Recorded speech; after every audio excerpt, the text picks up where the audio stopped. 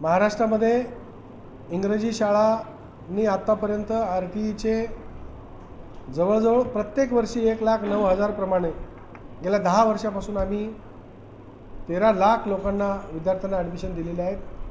परंतु सरकारने आतापर्यंत वारंवार मागणी करून देखील आम्हाला त्याचा फी परतावा दिला गेला नाही वेळेवरती।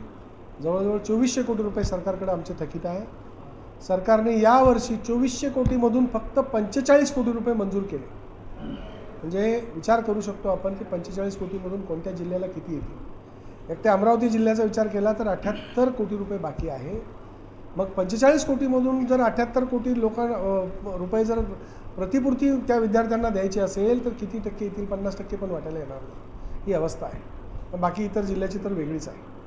म्हणून या राज्यामध्ये वारंवार मागणी करून, लोकशाही मार्गाने आंदोलन करून, अनेक अधिवेशनं आणि मिटिंगा घेऊन, आपल्या सर्व पत्रकार बंधूंच्या भगिनींच्या माध्यमातून सरकारसमोर हा प्रश्न वारंवार ऐरणीवर आणला गेला। पण सरकारने मात्र त्या प्रश्नाला आमच्या तोंडाला पानं पुसली, त्या प्रश्नाला केराची टोपली दाखवली।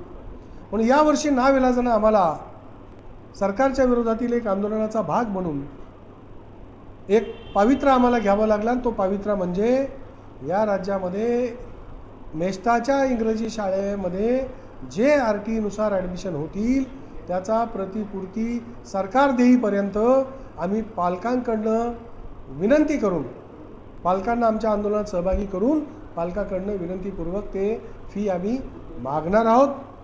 आणि म्हणून पालकांना काही गैरसोय वाटू नये, त्यांनी गैर समजू नये म्हणून आपल्या माध्यमातून विनंती करतो की पालकांनी ती प्रतिपूर्ती येईपर्यंत शाळेला फी द्यावी आणि सहकार्य करावं।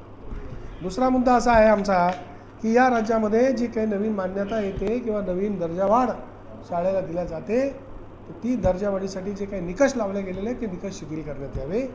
आणि अनधिकृत शाळा प्रत्येक जिल्ह्यामध्ये आहेत, ज्या कोणाच्या आशीर्वादाने चालत असेल त्याचा शासनाने शोध लावावा आणि त्या अनधिकृत शाळा तात्काळ बंद कराव्या। खरं तर या मुद्द्यासाठी आम्ही आज बैठक घेतलेली आहे। धन्यवाद।